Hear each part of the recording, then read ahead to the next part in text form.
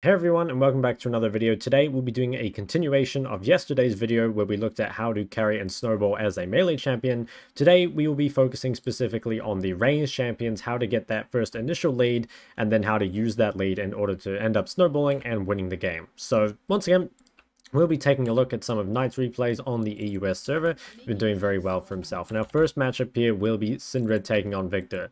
So ranged champions are pretty different from melee champions, especially in terms of wave control, which is going to be something we look at a lot throughout this video. But let's take a look at this matchup. So the way this matchup normally plays out is typically if Viktor takes like a laning keystone, something like Ahri, he's actually pretty able to contest Syndra in the 1v1. However, this time he's gone for the first strike, so has more scaling, whereas, Syndra has gone for those early game runes, and as a result, will be stronger earlier. One, key element of this matchup, though, is that Viktor is very immobile, and there is, a lot of gank setup from Syndra as well as from Xin Zhao. So I'd say it's looking pretty rough here from Viktor, just from champ select. Talia, Viktor is not a particularly strong combo. They're the same damage type, don't really synergize very well, whereas Syndra Xin Zhao is very, very strong. But let's see what we do here. Now, in most range matchups, whoever can get push on the first few waves is pretty important. If you can get control of these first 3 waves, you've probably heard me talk about this millions of times. It allows you to hit level 2 first, hit level 3 first. It just gives you, way more options in terms of, punishing when they go for CS, and just, you have more creeps to trade with. Basically, pushing is really OP for the 1v1. The only reason you don't want to push would be because you're, scared of getting ganked, or you want to set up ganks and stuff of your own. Now here, it's kind of interesting, you just see, for the most part, this is just basic to start off with. What's his name? I almost said rookie. Knight is just looking to harass every time Viktor goes for a CS, which is very normal, but something that's maybe a little abnormal is that he's gone for crashing 2 waves instead of 3. The reason it's a little abnormal is because normally in this matchup, you're not really expecting to get ganked early, right? And you sometimes crash 2 waves if you're scared of being ganked very early on. And kind of the awkward thing about crashing 2 waves instead of 3 is that you eventually reach a point here where, because you can't order the creeps as quick as he can, and because the tower is also helping him, he's actually able to hit level 3 before Syndra was, which is sort of weird. So I would advise against doing this most of the time, but if you're going to do this, just, I guess, bear in mind that you kind of need to keep pushing in a way, just to keep the pressure up, or you can give up the pressure if you feel really, scared of getting ganked, and kind of let it come back to you. So I think that was a little advanced, but the TLDR is that, generally when you're pushing, that's to, increase your strength in the 1v1, and when you're freezing, it's to, an extended advantage, or make you safe, or something like that. So a little bit of an awkward state that Syndra's ended up in here is that they've gone for the ward here. So I'm going to actually go back for just a moment. So the reason I think Syndra went for this ward is because it's very dangerous to walk up to the tower and harass your opponent heavily if you don't have any sort of ward down, right? Because naturally, being this far up in the lane, you're very vulnerable. The problem with using this ward is that it means that at some point, you're going to be lacking a ward. Before the ward comes up, I think it's at 3:30 now, after they changed it, is when you get the second one back. And before you get that, you're going to be vulnerable to just a regular river gank. And now, because Talia started topside, or bot side, excuse me, we should be expecting Talia to kind of be ganking from the top side here. So you need to keep that kind of in mind, that, you stay kind of playing in this bot side area, which Knight is here, but it's also just, naturally being this far up in the lane is sort of risky. And I think at this point, you kind of have a decision to make. You can continue to push this wave and keep harassing under tower. Personally, I would be letting it come back, because I think that it is getting quite scary to kind of be here, and you can kind of see that Talia, just with the movement speed, does come mid and gets a huge amount of chunk onto Syndra, forces her flash out. So I would say this is not the ideal way to start the lane, at least in terms of the jungle matchup. I think the 1v1 has been pretty good. You can see is building up a fairly sizable lead, does narrowly manage to get out. And the fact that he lives here and Viktor dies is a little bit lucky. But honestly is in kind of a decent spot now. So I guess keys so far from the early game was what to do with the wave control. Could have played it slightly better. But now has himself a small lead, and we'll see what he can do with it. So why do you have a small lead here? Well, this creep wave is pushing to you, which means while Viktor has more creeps to trade with you, you're eventually going to have an XP lead over him, which is really, really nice. And also just in terms of actual power at this point, Syndra is just stronger. Again, mainly because of the runes. If you look at the items, obviously it's very comparable. But with Syndra being able to hit level 4 first here, as well as just having the stronger rune setup, it's going to be really, really good. So this is when cooldowns are going to start becoming very important in this matchup. So cooldowns are kind of like always important, but like once you kind of get a bit stronger and you can actually like move forward into your opponent, that's when you really want to start looking to hard punish their cooldowns. So if we look at Viktor's cooldowns here, we've got 9 seconds on the Q, 17 seconds on the W, and 12 seconds on the E, which are fairly long. Syndra I think is 7 on Q, yeah, 7 on Q, 12 on W, and what, like 16, 17. Almost. 17 on the E. So basically, you know that Syndra's main trading abilities, the Q here and the W, are actually shorter than Viktor's Q and the E, which means if Viktor uses his abilities, Syndra has like a window to punish them before they come back up, even if she had like match cooldowns with them. You know what I mean? So like if Syndra uses Q and Viktor uses Q, hers is up 2 seconds quicker. So you have like another window to punish. Either way though, because Syndra hadn't used her cooldowns here, she's able to take a quick trade while Viktor's cooldowns are down. Now, one thing that very, very often happens in mid matchups is once people kind of get their wave in this position, they start to kind of feel very pressured, obviously, because the jungler can be there and they feel like they really need to crash the wave. But normally when you're crashing these waves, especially as Viktor, you need to be like really, really careful how you crash it. And in my opinion, this is a big mistake.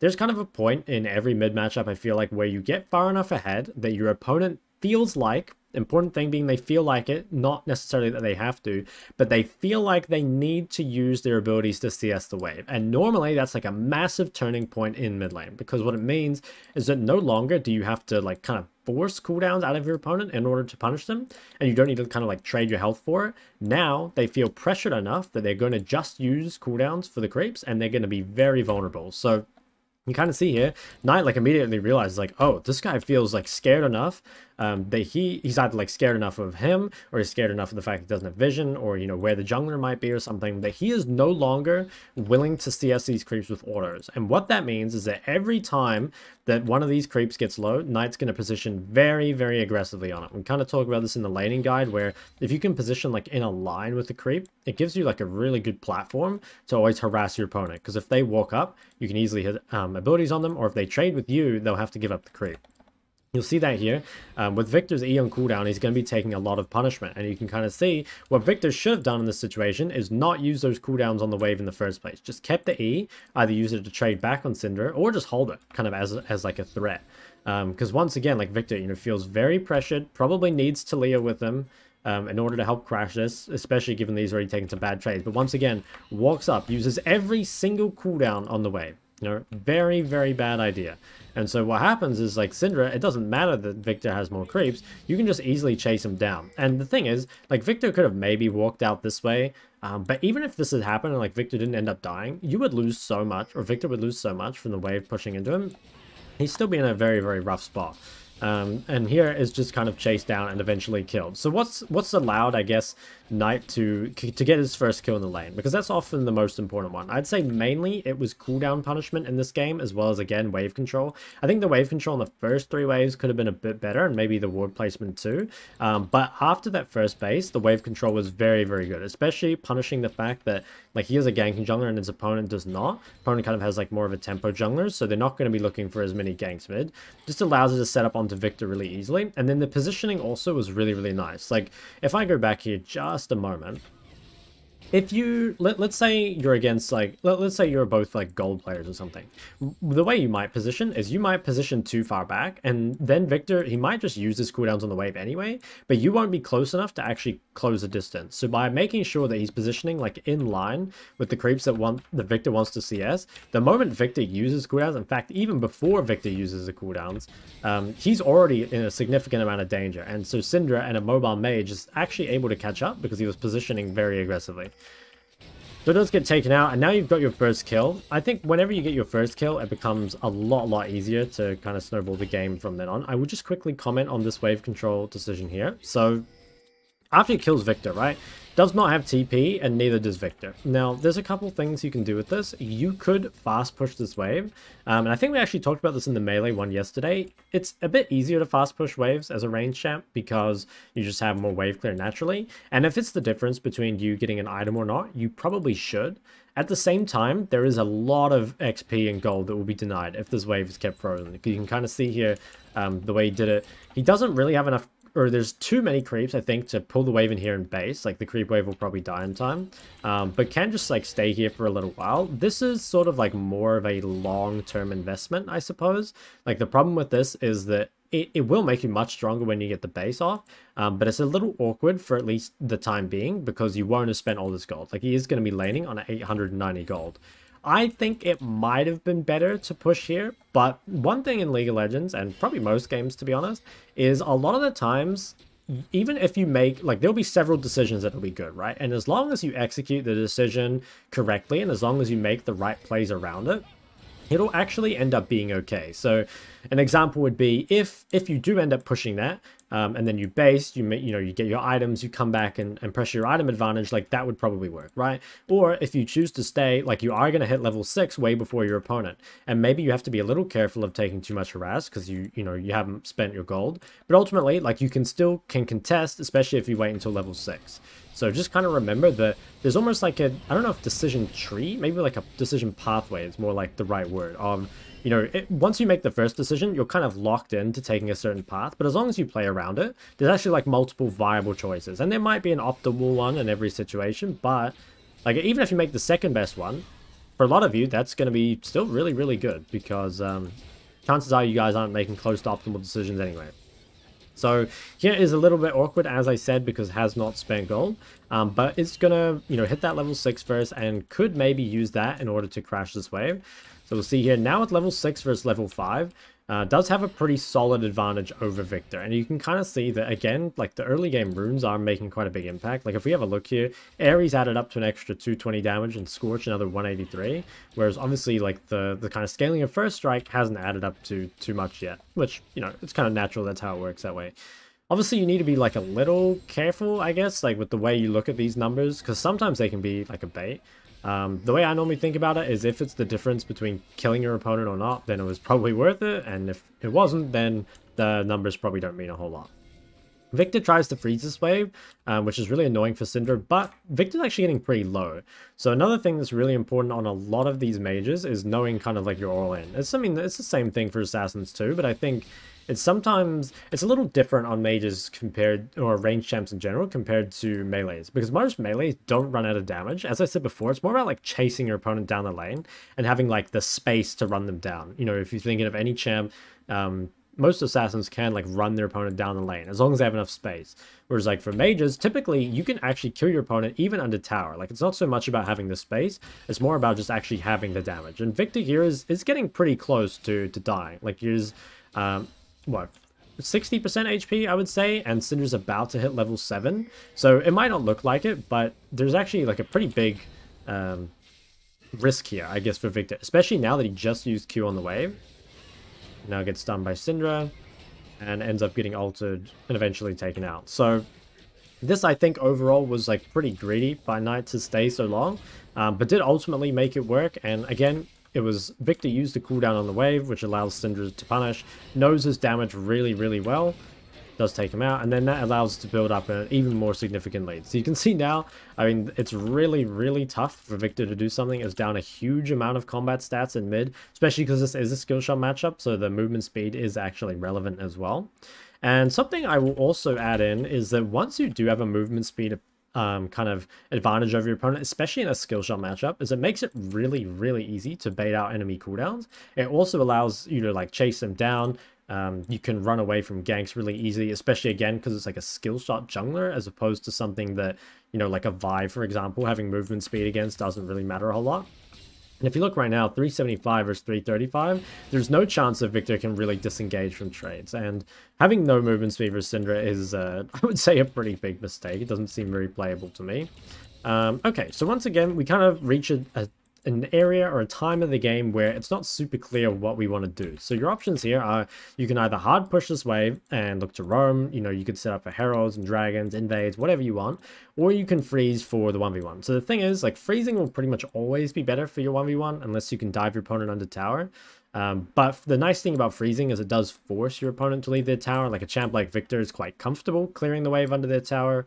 But it does like come with the, I guess, the downside of not being able to roam. Now, could you roam here? I would say, let's look at the other lanes. I think top lane is probably a waste of time. Like, I think while Aurelia is behind, it's still risky, I guess, to go up here. Like, Aurelia can easily turn ganks around. Unless your jungler's up here as well, I probably wouldn't.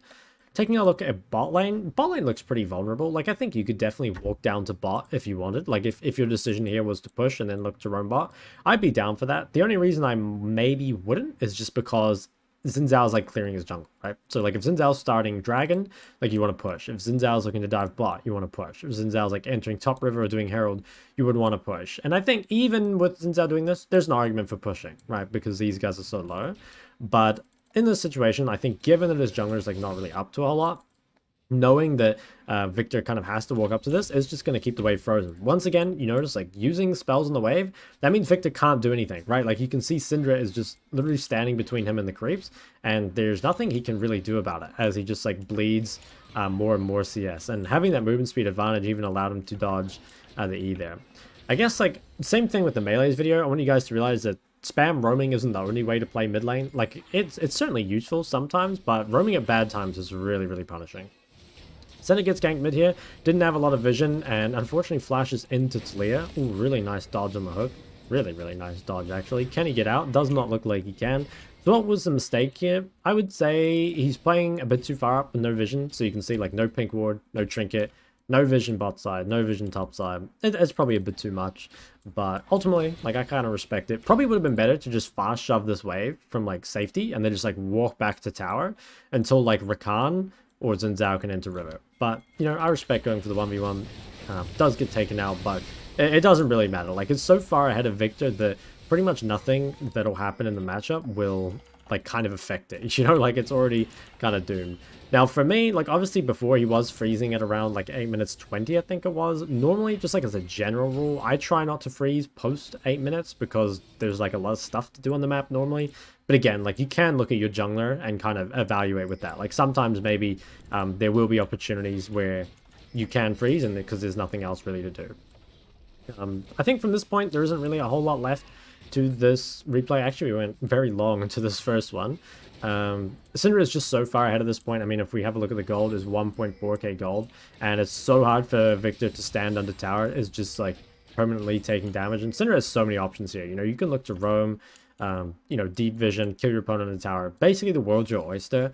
And all this was really built up off, again, just like making sure to trade at the right times, punishing cooldowns, and obviously good wave control. Second replay we have here is a matchup between Ahri and Ziggs. And Ahri's a bit different from a champ like Syndra because you're a bit more reliant on your jungler, I would say. Like, Syndra can set up ganks for the jungler, but she isn't really, like, reliant on receiving jungle attention. Ahri is very, very good at kind of neutralizing in the 1v1, and she can pressure in the 1v1, but not often are you just gonna pick up solo kills kind of without any jungle intervention. But let's see kind of how it goes, because Ziggs is very, very weak in laning phase, or rather, Ziggs is actually quite good at harassing, but he's also very, very vulnerable. So if cooldowns are used on the wave, such as this Ziggs is wanting to use, it allows you to get punished pretty heavily. Although, some very heavy trades coming out on the creep wave here, which is maybe a little questionable, but I mean, we'll see.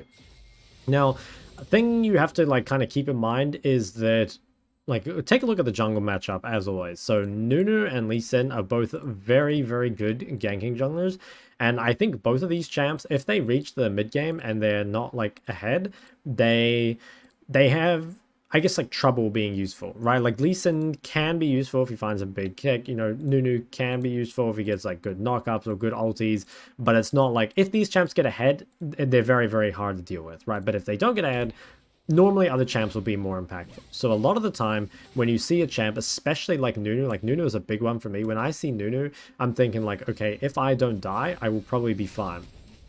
Or if you can waste Nunu's time, that's really, really good. And you can see here that already there has been kind of a small decision made, right? So initially, level 1, there was a ward here placed by Knight. Now, why is that? It's, well, it's for a couple of reasons. I would say this ward should maybe be slightly to the right. Maybe, I'm not actually sure if it shows this path. I don't think it does.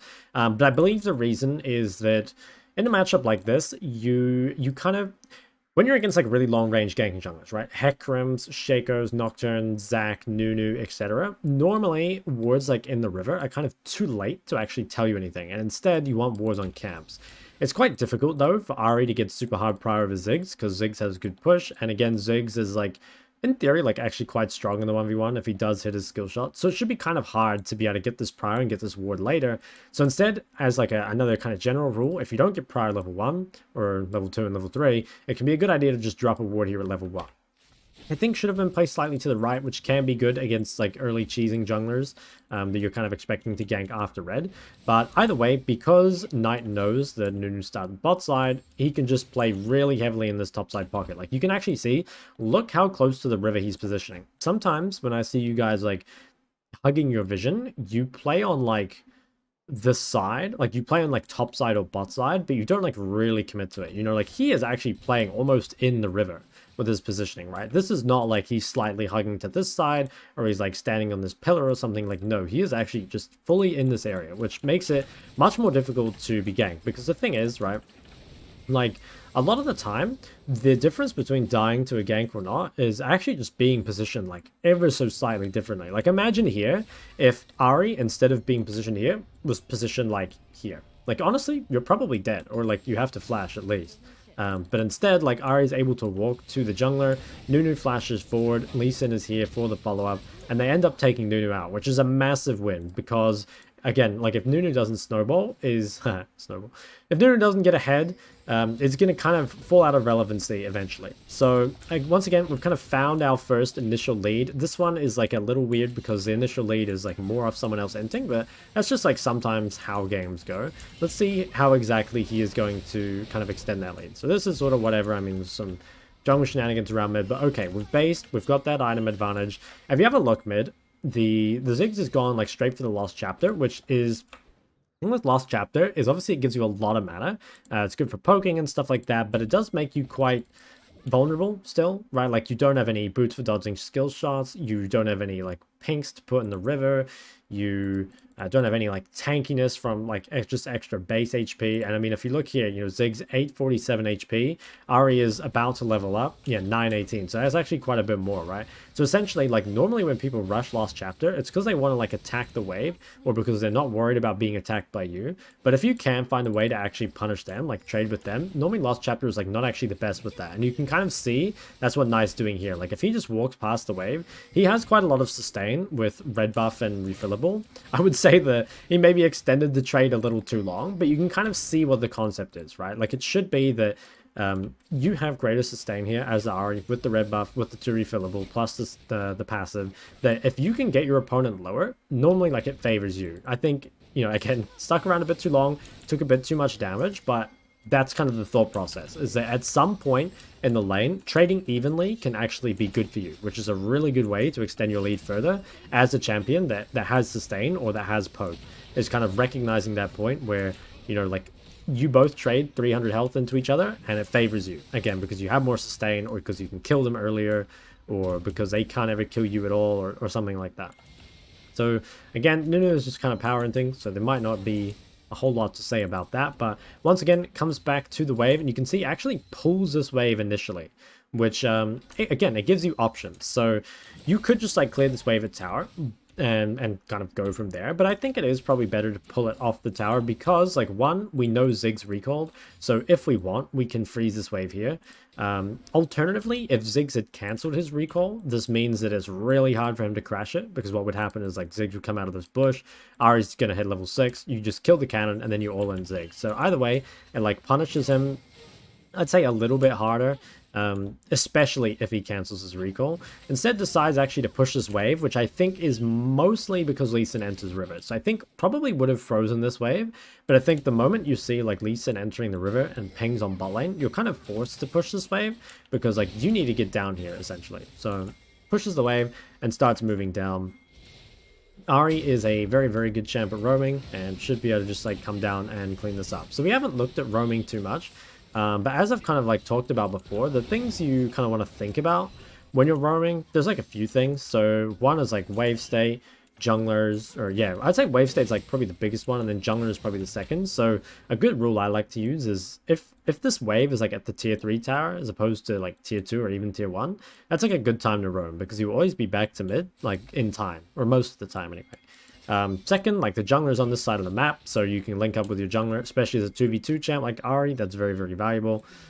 Three, like these guys are pretty low on HP, so they look very vulnerable. They've also got a wave in a pretty tough position, so they're very pushed up. So basically this roam, it kind of just ticks all the boxes. You're not going to lose anything mid. You're with your jungler. These guys are very vulnerable, and you can just end up cleaning them up, and they're basically free kills. Something I want to quickly add as well is that after you make a play like this, sometimes it's better to send your ADC mid just to push in the wave and for you to push the bot wave, because what you don't want is for you to like base and then either one of their team pushes a mid wave and you lose it, or for this wave to end up like frozen and pushing, or like, yeah, frozen towards like your enemy's side, like pushing towards them, because you lose more creeps overall. So that can be like a nice little thing to evaluate after, is like kind of, can your bot lane crash this bot wave, or should you do it, essentially? Goes for the recall, is really, really strong now. And again, like Ahri, not the type of champ that's going to really hard extend the lead in the 1v1. Instead, we'll just try and like increase uptime on the map. So I would say at this point, freezing on Ahri would be pretty useless, because it's not really the champ that's going to play for like those huge 1v1 outplays or anything. You don't really, yeah, you're not really after the solo kills. Instead, you're probably trying to like enter the river, secure like the heralds and dragons, or basically just play towards whatever your jungler is doing. Again, you can kind of just like keep an eye on like what play your jungler is making. There's actually going for the plate here, but I think this might have been a mistake. So the only reason I think this might have been a mistake is when you get ahead, right? And I think I said this yesterday too, the time, like every second is really important, because you can use that time to create pressure on the map. Now, hitting a tower and not getting a plate is a very poor usage of time. Like obviously when you get the plate, it's good, right? But like this is essentially an entire wave used for like 3 auto attacks on a tower. And honestly, I don't really think it's worth it. Now, did he have anything else to do? Hard to say. Like it looks like bot lane is pretty ungankable. I mean, they're full HP, bot lane's in base, so probably not. Top lane maybe could have gone top, but it looks like Lee Sin kind of had Ornn already taken out and doesn't have any wards to ward the enemy jungle, so maybe there's an argument that there's just nothing else to do. I think it might have been better to like sweep this area and set up a herald, but I think like it could have been the sort of thing where he sort of hedged his bets and was like, okay, I can't really do anything anywhere else, so I'm ultimately just going to go for the consistent play of hitting the plate. The important concept though, like regardless of what you end up doing, is just like realizing that your time's not infinite, right? Like you only have a finite amount of time, and you have to try and get like the most valuable usage of that time, because if you waste time clicking in circles or doing stuff that's like fairly low pressure, you will allow your opponent back in the game. Now is in a bit of trouble here with Nunu coming through mid, but once again is kind of playing towards his jungler. Having mobility against Nunu is really nice, and this is kind of like off topic, but just in general, playing against ganking junglers with no mobility is very, very hard, which is like one reason why you don't really like blind immobile mages as much, is because like in a ganking jungler meta, you can get punished really hard for that. So this game, I mean, I think we've kind of taken everything we want to from it. Once again, has himself a very nice gold lead. This one, though, I would say is like pretty different from the Syndra one. So I'd say like stuff that mattered. This game was way more playing around the jungler, and like both junglers as well. Like playing towards like what your jungler wants to do, playing away from what the enemy jungler wants to do, kind of like recognizing the good roam timers. So I think this one is like just as important as the Syndra one, because this is like how you win the game as like a 2v2 mid, as like a facilitator mid, as opposed to Syndra, which is more of like a laning 1v1, like very selfish mid laner. Our last replay here is Aurelion Sol versus Syndra, and this one's a bit different because this is one where he actually kind of falls behind early but still manages to carry the game. And I think that's kind of important to look at as well, because I think that while it's nice, you know, to be able to consistently get a lead and know what to do with it, sometimes like even the best players are going to make mistakes and kind of fall behind as a result. So first again, we'll take a look at the rune setup. So it has gone for Comet Scorch once again, really values the early game. And I think in this matchup, Comet Scorch can kind of be thought of as a defensive option in a way, just because it's like, you know, you can't really use First Strike versus Syndra. Spellbook versus Syndra is a fairly solid option, but it's definitely more of like a neutralizing option. Whereas Comet kind of says like, okay, if you mess up your trades, if you come too close to me, I will be able to trade back somewhat effectively. Has gone for the Q start. I can see already that I think the graphic is kind of messed up on the Q. Yeah, you have to kind of bear that in mind, unfortunately. But once again, very important thing is that he's getting priority over these first 3 waves. You see this out of almost every top mid laner, because having prior over the first 3 waves, it puts you in like such a good position. And I'd say this is a very big mistake from Syndra to allow Assault to get prior over these first 3 waves. And why does it happen? I think that Syndra's probably spending too much time not autoing creeps. Like, you kind of need to be autoing on cooldown, and she's like doing it now. But she spent too much time. And also, every time you use a Q on your opponent, right? Once again, like, that goes on cooldown. And while you're off cooldown, or while your ability isn't ready, it's easy for your opponent to, like, walk you off the wave. Which is, like, I'll actually go back just so I can show it to you guys. So every time Syndra uses her Q, you can see that Asol gets like quite aggressive and like forces her off the wave. In the meantime, like Asol is making sure for the most part to like keep auto attacks up on the wave unless he's like forcing Syndra off auto attacking. And as a result, like he's the one that ends up with more auto attacks spent on the wave. Which again like means the wave is pushing the Syndra. Like you can see I haven't been counting them, but I think he's up like 2 or 3 auto attacks at the moment. And now he's the one like that has prior here, which again it makes it harder for Syndra to push what should be a good matchup for her. I actually think this is a very good matchup for Syndra. Every time I've played Syndra in this matchup, it's very, very easy. But you know, has a weaker setup and isn't playing as aggressively as she should, is maybe using her Qs like not as well as she should. It can sometimes be worth using a Q on the wave. Obviously it's like punishable again as a cooldown, so you need to be careful, but can be used sometimes.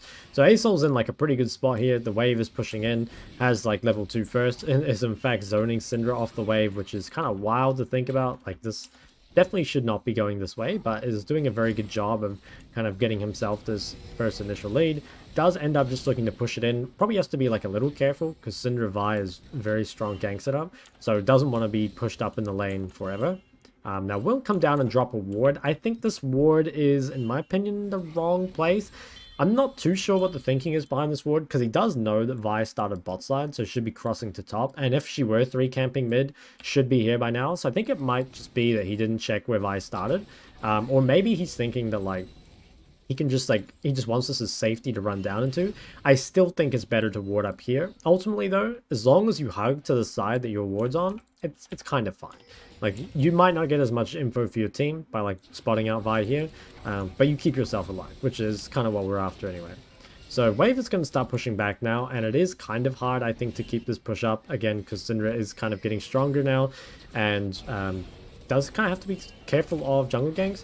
I will say here that in this matchup, Syndra needs to save QE for when Asol drops his E, right? Because like the main thing in this matchup is to deny stacks, right? And the easiest way for Asol to get stacks is to E a wave and then Q it all down. So Syndra should just be using Q and W here. Shouldn't be investing the E. And then once Syndra does use the E, Asol's like, okay, she's not going to have it before I have my E up, so you're free to just EQ this wave. And this is actually a really, really big problem. Because, like, what should happen here is that Syndra should be the one pushing out. It should be really hard for Asol to contest this. And then, like, Syndra can be the one to, like, move into this river first, right? Because she's got the winning lane. She should have the prior. Because she wasted her E, Asol is able to punish that cooldown, get the prior, and that means can actually enter this river first, which allows you to kind of protect Udyr. Unfortunately, couldn't get to the Scuttle Crab in time, but like the fact that you're getting prior in like a matchup where you shouldn't is very, very valuable. And Syndra using her cooldowns like at bad times, like not using them when this guy uses E, not saving them for when he goes for creeps, is starting to punish her more and more. It's starting to become quite difficult for her. So Vi crosses mid, will force Asol to give up a little bit of prior, but not a whole lot you can do about that. Does dodge another Vi gank, and unfortunately you kind of just have to let this wave push to you now. It's too big for you to really walk up and contest. On top of that, level 5 versus level 4 makes this very, very tough. So we'll keep laning for a while. And now we're going to see in a moment why he falls behind in this lane, which is because he gets ganked by Twitch. I think invisible champs are so hard to play against as a mid laner. But yeah, it's kind of irrelevant to this because he's fallen behind, so how is he going to get back into this game? Well, there's actually something very clever that he does right here, which I'm going to show you. So, TP's back to mid. Obviously, needs to get all the CS here, so kind of have to TP back no matter what. Here's a kind of interesting thing, though. So, the thing is, if you base first, or if you die first, or whatever, you have better tempo than your opponent, right? Because your opponent has to go base, has to reset, and come back on the map. So I think what Asol was thinking here is like, okay, I will push this wave and see what I can do. And I think what happened is he was actually going to slow push this wave, and then when he realized that Syndra wasn't TPing, he realized he had an opportunity. So if Syndra holds the TP, that means she's like really, really behind on tempo, right? If she comes mid, she's going to have to clear this wave and the next one before she can do anything. In the meantime, Asol has so much time to make a play. So we don't really think of Asol as a roaming champ normally, like after the change.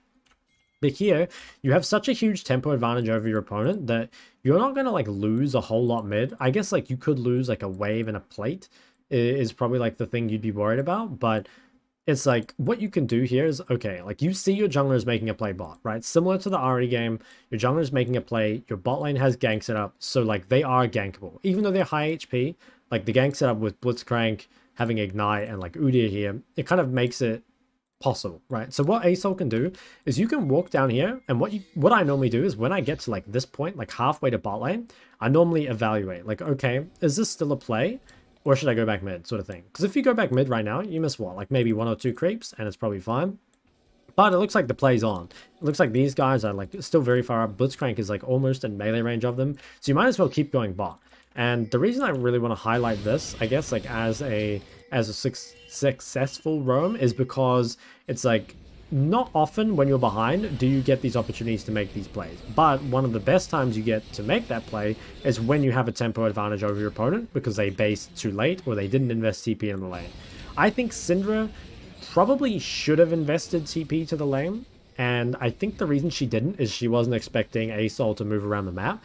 But I think that if you have a bot lane that's as gankable as this, like a double range bot lane, maintaining mid priority is so important. And you can see just losing mid priority for one wave ends up being a triple kill for Sol. And now like Sol should be ahead in gold, right? Yeah, it's actually up a significant amount of gold onto Syndra. So this is a very atypical kind of like mid lane, I guess, like way of getting ahead. Like not often are you gonna fall behind early and then just like roam and get a triple kill. But I guess like what I want to show you guys is that sometimes I see comments like, you know, okay, the pro players, like their roams and stuff just like work out, and or like they just get lucky that their teammates set up for the ganks. And like obviously there's an element of like, you know, higher elo players probably are better at setting up ganks, but honestly like lower elo players are much better at dying to ganks. I'll tell you that. So it's normally very easy to get successful roams off. But the point is that the roams, they're generally almost always not random. Like there's reasons, right?